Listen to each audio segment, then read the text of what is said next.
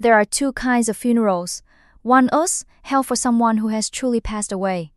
The other is hell for someone whose own family wishes were dead. I never imagined that one day I would attend my own funeral. Not because I was a ghost, and not because it was some terrible mistake, but because my own children had buried me months earlier. On paper, in legal records, and in the minds of everyone who had ever known me, according to the official documents, Richard Carter had died at the age of 60 am, killed in a landslide while volunteering in South America. Everyone believed it. Old friends sent their condolences. Neighbors left flowers outside my house. The local newspaper even published an article calling me a devoted father, a kind man, someone who had spent his entire life helping others. But not a single word of it was true, because at that very moment, while everyone stood with their heads bowed in silence, I was standing less than 20 yards away, wearing a black baseball cap, a pair of dark sunglasses, and a long beard, one I had deliberately spent months growing. No one recognized me, not because I had changed that much, but because no one expects a dead man to be standing right in front of them. I saw my oldest son, Daniel, hair was dressed, standing beside an empty casket, shaking hands with every guest, smiling, nodding, thanking each person for coming. If you didn't know the truth, you would have believed He was the perfect son. Then Daniel stepped up to the podium. He picked up the microphone. His voice trembled with emotion. My father always taught us that family comes first. The room fell silent. Several people quietly wiped away tears. As for me, I almost laughed. Because less than 40 hours earlier, Daniel had signed the paperwork to sell nearly half of my investment portfolio, not to pay off debts, not to donate it to charity, but to divide the money among themselves. Then came my daughter, Laura. She clutched a tissue in her hand. Tears streamed down her face. I only wish my father knew how deeply we loved him, loved me. 3 months before I disappeared, Laura had repeatedly pressured me to rewrite my will. When I refused, she never called me again, not once, until the day she believed I was dead. Finally, there was Kevin, my youngest son, the one child I truly believed would stand beside me, even if the whole world turned against me. Kevin lowered his head. His voice shook. I promise, I won't let everything Dad built go to waste. That was the moment I realized something. This wasn't a grieving family. These weren't frightened children trying to cope with the loss of their father. Everything had been prepared long before I disappeared. Every step, every plan, every signature, every lie. They hadn't simply accepted that I was gone. They had built an entirely new future. Upon my death, the only thing they didn't know was that I had returned home. About weeks earlier, I already knew about the forged documents. I knew the ownership of my accounts had been transferred. I knew about the false statements. And I also knew that among my 3 children, there was one who wanted more than my fortune. Someone who wanted more than my fortune. Someone who wanted to make absolutely certain that I would never have the chance to come back. I pulled the brim of my cap a little lower, then quietly turned away. Let the funeral continue, because this performance was almost over. And when the truth finally came to light, not a single one of them would ever be able to call me Dad. My name is Richard Carter. I'm 60 years old. I spent 49 years running a transportation company in Colorado. For 39 years, I started work at 9 every morning and rarely came home before midnight. There were weeks when I survived on no more than 4 hours of sleep a night, not because I was obsessed with success, but because I wanted my 3 children to have a life I never had. When I was a boy, we were so poor that every winter, my father burned scraps of wood just to keep our little house warm. Some nights, an entire loaf of bread was all 5 of us had for dinner. Back then, I made myself a promise. If I ever became successful, my children would never have to live that way, and I kept that promise. When I turned 59, I sold my company. After paying every tax, every debt, and every expense, I walked away with nearly $1 million, enough to live comfortably for the rest of my life. But I never thought of that money. I smiled alone and known in my heart it was everything I had built for my children. There was only one thing I believed. An inheritance should be given to people who know how to value it, not those who only know how to spend it. After my wife, Emily, lost her battle with cancer, our home became unbearably quiet. Every morning, I still found myself making 2 cups of coffee. Only after turning around would I remember no one was waiting for me. One was waiting for me at the kitchen table anymore. Losing Emily was the greatest heartbreak of my life. But what hurt even more was what happened only a few months after her funeral. My 3 children started asking me the very same question. Dad, how are you planning to divide your estate? At first, I thought they were simply worried about the future. Until one evening, Daniel invited me to dinner. He chose an expensive restaurant. After a few minutes of small talk, he slid a folder across the table. You just need to sign it, Dad. I opened it. It was a revised version of my will. According to the new document, everything I owned would immediately be divided equally among my 3 children. No conditions, no charitable donations, no reserve funds, nothing. I looked up at Daniel. And what if I'm not ready to change my will? He smiled. Come on, Dad. You're almost 70. It's better to prepare these things early. I quietly closed the folder, then pushed it back toward him. I'm not signing it. The smile vanished from Daniel's face. That was the first time I saw that look in his eyes. It was no longer the expression of a son. It was the look of a businessman who had just lost an important deal. A few weeks later, Laura came to visit. She brought me an apple pie, my favorite.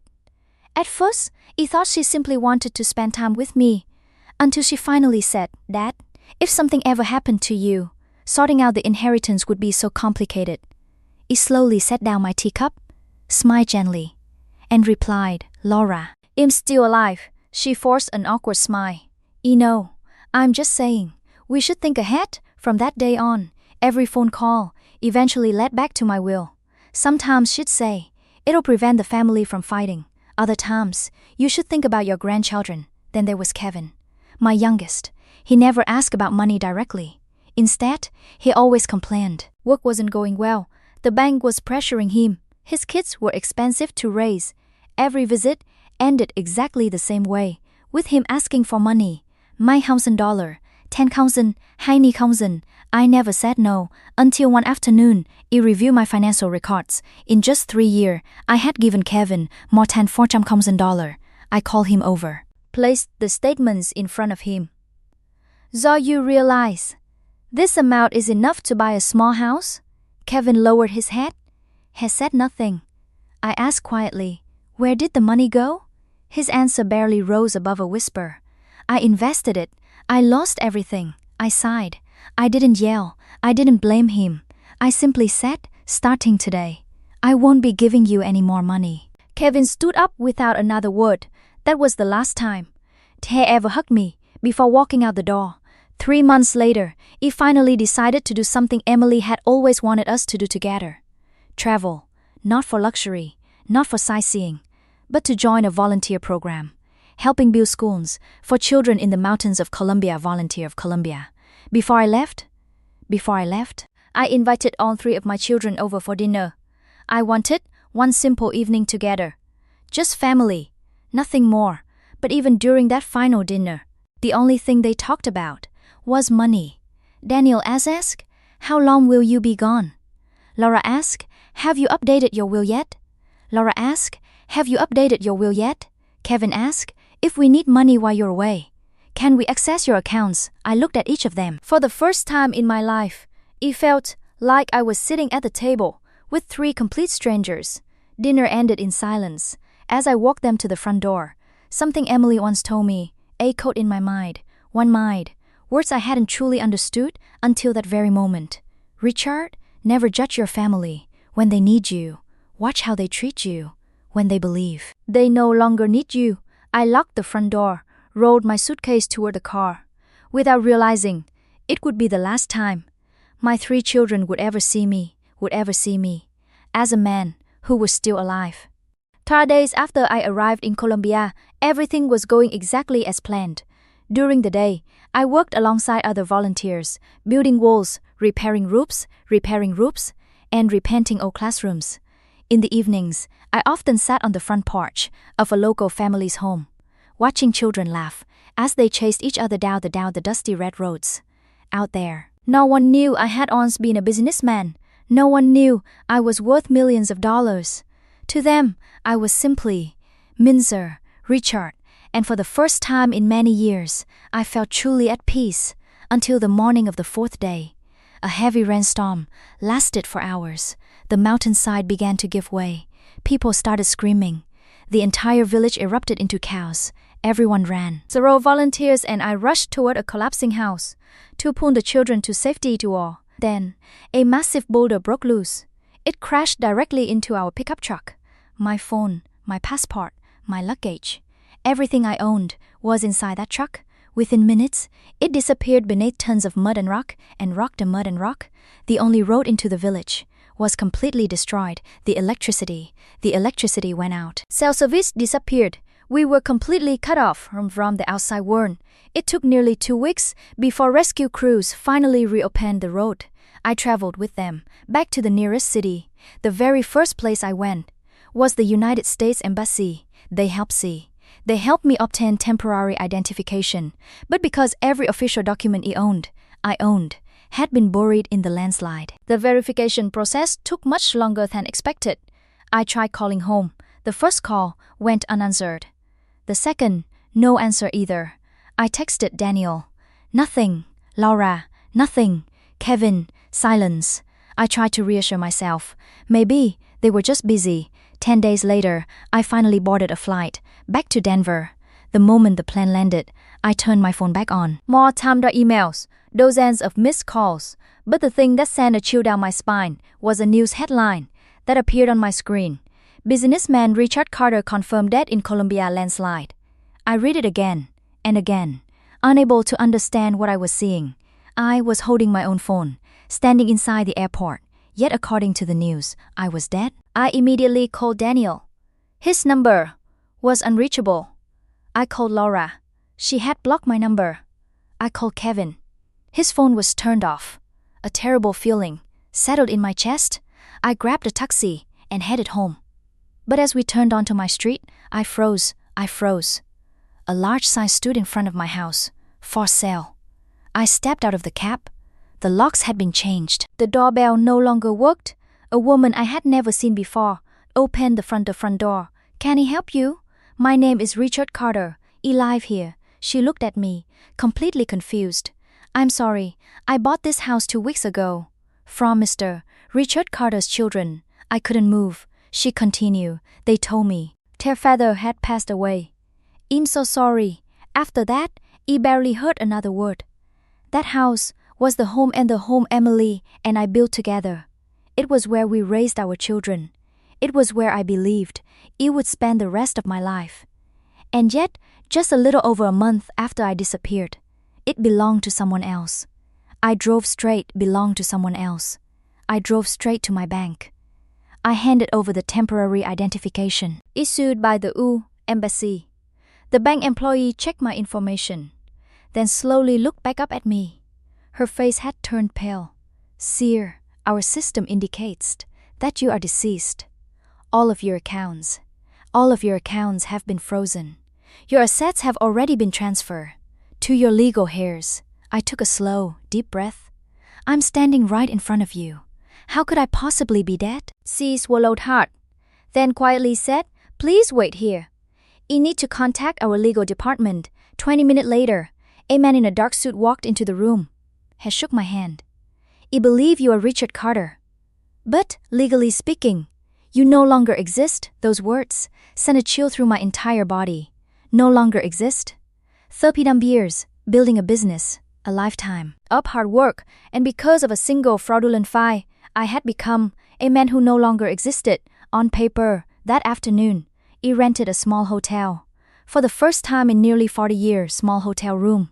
For the first time in nearly 40 years, I had no home to return to. I opened an old laptop the embassy had helped recover. I logged it into my email. Hundreds of notifications filled the screen. One of them immediately caught my attention. A memorial service for Richard Carter will be held this Sunday. The sender was Daniel. I checked the date.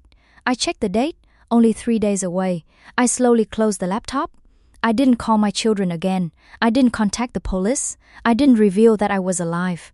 If all of this was nothing more than a terrible misunderstanding, I would know in 3 days.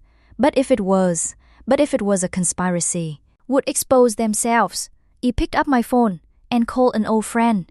He listened quietly, then said only one sentence. Richard, if you're really alive, from this moment on, don't trust anyone in your family. Those words changed forever. The way I faced the days that followed. That night, I barely slept, not because I had lost my house, not because I had lost my money. The question that kept me awake was much more disturbing.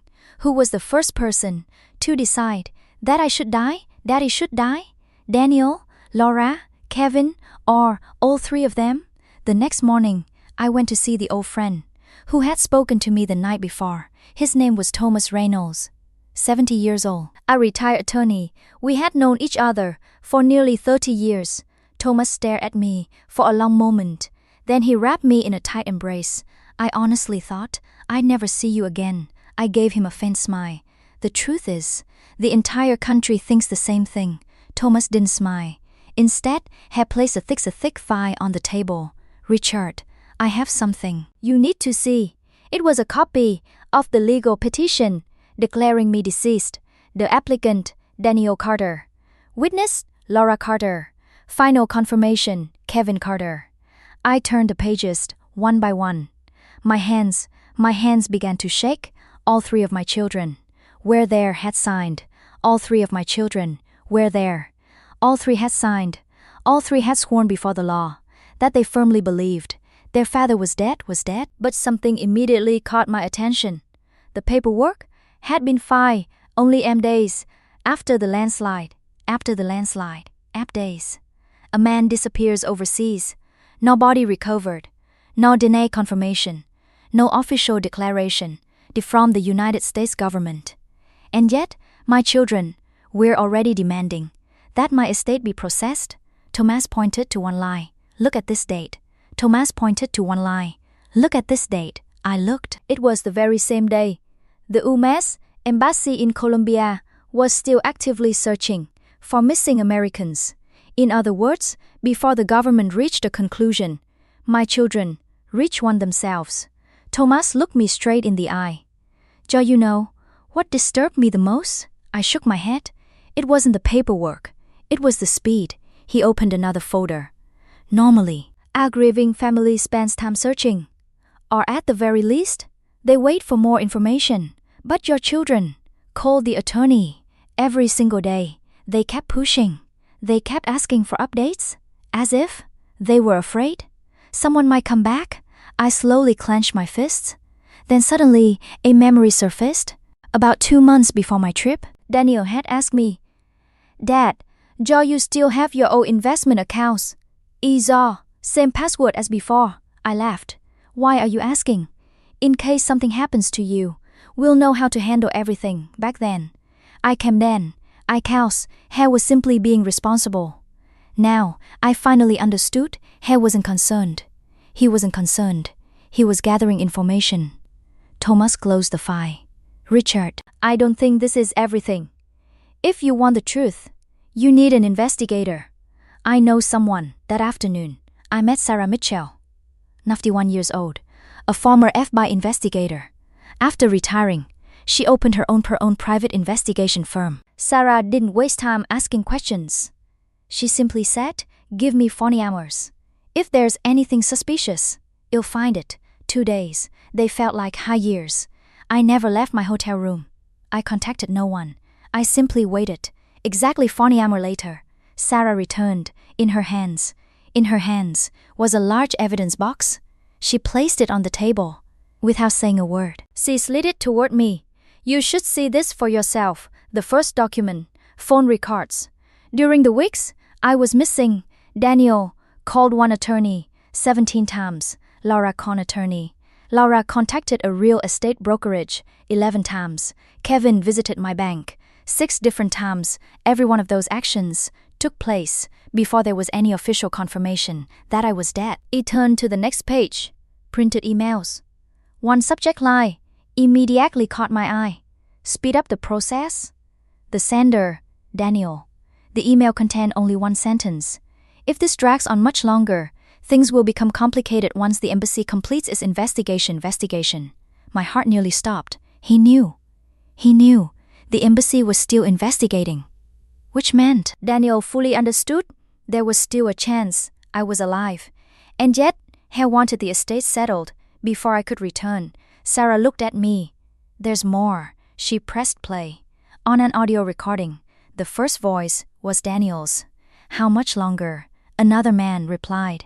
If all the paperwork is complete, 2 or 3 work is complete, 2 or 3 weeks. Daniel laughed softly. Can it be done sooner? Laughed softly. Can it be done sooner? The man asked, why the rush? Daniel was silent for several seconds. Then he spoke one sentence that left the entire room completely silent. I can't risk him coming back. I closed my eyes. There was no doubt anymore. This wasn't a misunderstanding. It wasn't a rushed decision. It was a carefully planned operation, one that had begun the very moment they learned he had disappeared. Sarah reached into the box one last time. She pulled out a security camera photograph taken inside my bank. All 3 of my children walking out of a conference room, laughing, smiling, celebrating. Daniel was carrying a bottle of champagne. The timestamp on the image showed it had been taken the very afternoon their quantition declaring me dead had been approved. The day the world believed Richard Carter's family had lost a beloved father, my 3 children opened a bottle of champagne to celebrate. I slowly placed the photograph back on the table. For the first time in my life, I no longer felt hurt. All that remained was absolute calm, because in that moment I finally understood the people I was about to confront were no longer my children. They were strangers who had betrayed the man who gave them life. I looked at Sarah, then at Thomas, and quietly said, don't stop them. Let the memorial service happen. The more people who witness it, the harder it will be for anyone to deny the truth. Sarah nodded. And what about you? I slowly stood up, looked out the window, where the last light of day was fading into darkness. Then I answered, I'll be there, at my own funeral. Sunday morning, the sky over Denver was cold and gray. A bitter wind swept through the cemetery. At exactly 9 o'clock, the memorial service began. More than 100 people attended. Neighbors, old friends, former business partners, employees who had worked beside me for over 30 years. Every one of them believed Richard Carter was gone. I stood in the distance, wearing a black overcoat, my old baseball cap, dark sunglasses. Sarah stood to my left. Thomas stood to my right. A short distance away, 2 unmarked Denver police vehicles sat quietly along the road. No one paid them any attention. I glanced at Sarah. Are you ready? She gave me a slight nod. Just give the signal. The ceremony began. Daniel stepped onto the stage. Behind him was a large portrait of me. It was Emily's favorite photograph. She used to smile and say, "You look the kindest in this one." I never imagined my own children would use that very picture to perform the biggest lie. Die very picture, die lives. Daniel picked up the microphone. His voice trembled. Today, we've gathered here to say goodbye to an incredible father. If Dad could hear me, I just want him to know, I love you. The room fell silent. Several people began wiping away tears. I looked at Daniel. I remembered the little 7-year-old boy who used to wrap his arms around my leg and sob whenever I had to leave on a business trip. Now, he could lie to more than 100 people without blinking. Then Laura stepped forward. She talked about our family. She talked about my childhood struggles, about the long nights I spent working, about every sacrifice I had made for my family. Every word was true, too. The only lie was the person speaking them. She was no longer the daughter I once knew. When she finished, Laura wiped away her tears. The entire audience stood and applauded. Then the master of ceremonies said, "I'd like everyone to join us in a moment of silence. Every head bowed." I removed my sunglasses, then my cap, took one slow breath, and began walking toward the stage. The sound of my footsteps was barely audible, yet inside that silent room, they echoed like the strike of a judge's gavel. A woman opened her eyes first. She stared at me. Her eyes widened. Her lips trembled. "Richard?" Then another man turned around. Then another. Within seconds, the entire room was staring at me. Whispers spread everywhere. "That's impossible. He's alive. That's Richard Carter." Daniel slowly turned around. The microphone slipped from his hand. Laura staggered backward. Her face turned ghostly white. Kevin stood frozen. Not one of them could say a single word. I walked onto the stage, stopped in front of my own portrait, picked up the microphone, still lying on the floor. I didn't shout. I wasn't angry. I simply asked, "Good morning. Would someone here please explain why I'm attending my own funeral?" Absolute silence. Daniel was the first to recover. "Dad, you're alive." "Oh my God." He rushed toward me, trying to embrace me. I raised my hand. "Stop." He froze. I looked directly into his eyes. "The very first thing you wanted to do was hug your father, or make sure he was really alive." Daniel said nothing. Laura burst into tears. "Dad, we thought you were..." I cut her off. "Really? You thought so?" I reached into my briefcase, pulled out a copy of the legal filing, and held it high. "This is the petition you submitted yourselves. It clearly states the family firmly believes Richard Carter is deceased. Every one of you signed your name." I turned toward Laura.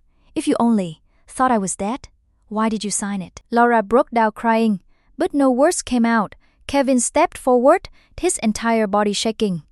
"Dad, I'm sorry. I didn't know." I looked directly at him. "You didn't know? Or you didn't want to know?" I pulled out another folder. "May 6th, you visited the bank. May 18th, you returned. May 21st, you withdrew the first portion of my money. Would you like me to keep reading?" Kevin slowly lowered his head. Suddenly, Daniel shouted, "Enough! You're alive, so everything's fine now, isn't it? We'll return the money. We're still family." I stared at him for a long time, then quietly asked, "Family, if I had never come back today, were you ever planning to tell the truth?" Daniel remained silent. "Or would you have spent the rest of your lives letting the world believe I was dead?" No one answered. I turned towards Sarah and gave a slight nod. It was the signal we had agreed on.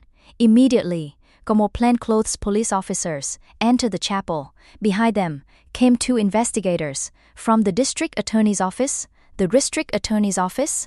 The whispers instantly turned into chow-in to chow-is. Daniel stepped backward. "What's happening?" One investigator walked forward, opened a folder, and read aloud. "Daniel Carter, Laura Carter, Kevin Carter, you are under investigation for document fraud, fraudulent legal declarations, the unlawful transfer of assets through false information, and interference with an official government investigation." Daniel shouted. "No, Dad, you're doing this to your own children." I looked calmly at him. "No, I'm not. You did this to yourselves." 2 officers stepped forward. They handcuffed Daniel first. He struggled violently, then looked at me. "Dad, please, it was only about the money." I nodded slowly. "Exactly. It was, and you chose money instead of your father." Laura collapsed into tears. Kevin fell to his knees. But it was far too late. When the 3 police vehicles pulled away from the cemetery, no one watched my children anymore. Every eye was on me. An elderly man walked over. He gripped my hand tightly. His voice trembled. "Richard." I'm so trembled. "Richard, I'm so sorry." "He had no idea you'd been through all of this." I gave him a gentle smile. "It's all right. Today, he lost 3 children, but at least I finally found the truth. I looked up. The grey Denver sky, and quietly and quietly spoke, only in my heart. Emily, I truly tried, to hold this family together. But some things, no matter how hard you fight, cannot be saved by one person alone. Element later, the final trial officially came to an end. I sat quietly in the last row of the courtroom. The anger was gone. The resentment had disappeared. All that remained was emptiness. Daniel received the harshest sentence. The court determined that he had been the mastermind, had contacted the attorney, he orchestrated the fraudulent paperwork, had directed the transfer of my assets, and he was also the one who insisted everything had to be completed before the United States government finished verifying what had happened to me. Finished verifying. The judge looked directly at Daniel Tandil, then said, "The court's greatest concern is not the amount of money involved. It is the fact that the defendant exploited. The sacred bond between a father and his children. To commit these crimes." Daniel lowered his head. For the first time, he saw him cry. But those tears had come far too late. Laura wasn't the mastermind, but she knew everything. She signed the documents. She confirmed the statements. She served as a witness in exchange for a share of the inheritance. When she was given the opportunity to make a final statement, Laura turned toward me. "Dad, I'm sorry. I convinced myself if you were really gone, then the money still belonged to our family." I looked at her for a very long time. Then I simply nodded. I no longer hated her, but I no longer had enough trust to call her my daughter. Kevin received the lightest sentence because he cooperated with the investigation. He confessed everything. His testimony, though, helped investigators uncover the entire conspiracy. Just before leaving the courtroom, Kevin turned around, dropped to his knees, and cried like a little boy. "Dad, I was wrong. Please, give me one more chance." For the first time in nearly a year, I walked toward my son. I helped him to his feet, gently brushed the dust from his knees, just as I used to do when he was a little boy. Then I quietly said, "Kevin, forgiveness doesn't mean everything goes back to the way it was. From this day forward, live your life so that you'll never have to. Bow your head and beg for forgiveness again." Kevin burst into tears. I turned around and walked away. Without looking back, 9 months later, he moved into a small house in the outskirts of Colorado, just two bedrooms, a small garden, and a wooden bench Emily had always loved. Every morning, he brewed a cup of coffee, carried it out to the porch, read a book, tended my flowers. Life had become much simpler, but for the first time in many years, he finally felt at peace. People often asked me, "Did you change your will?" I smiled. He did. He rewrote the entire thing. But not for revenge. He sold most of my remaining assets and established the Emily Carter Scholarship Foundation. Every year, the foundation provides scholarships to students who have lost their parents, to struggling military veterans, and to families who cannot afford life-saving medical treatment for their children. Someone once asked, "So you left nothing to your children?" I was silent for a few seconds. Then I answered, "He already gave them the greatest gift many years ago, a father. But was many years ago, a father. But was many years ago, a father. But was many years ago, a father. But was many was mem. Tamhal, the vow." They chose to throw that gift away. One autumn afternoon, he visited the cemetery, placed a bouquet of white flowers in front of Emily's grave. I sat beside her, brushed the fallen leaves off her headstone, then smiled. "Emily, at last, I finally understand what you were trying to teach me." When she was alive, Emily often told me, "Richard, don't love your children with money. Love them by teaching them to become good people." Back then, he believed he had done enough. Only now, Do I truly understand? There are lessons. There are lessons if parents fail to teach them while their children are young. Life will teach them instead, and the price is always farens. And the price is always far greater. If your parents are still with you today, tell them. If there are misunderstandings within your family, talk to one another before it's too late, because money can be rebuilt. Success can always return, but trust within a family is broken. But trust within a fairy tale until the very end of today's. Some wounds never truly heal. Thank you for staying with Veritale until the very end of today's story. If this story touched your heart, please take a moment to like, subscribe, and share this video so that more people can discover these meaningful lessons about family, love, and life. And always remember, every story leaves a lesson. Every lesson has the power to change a life. This is Veritale. We'll see you again in the next story.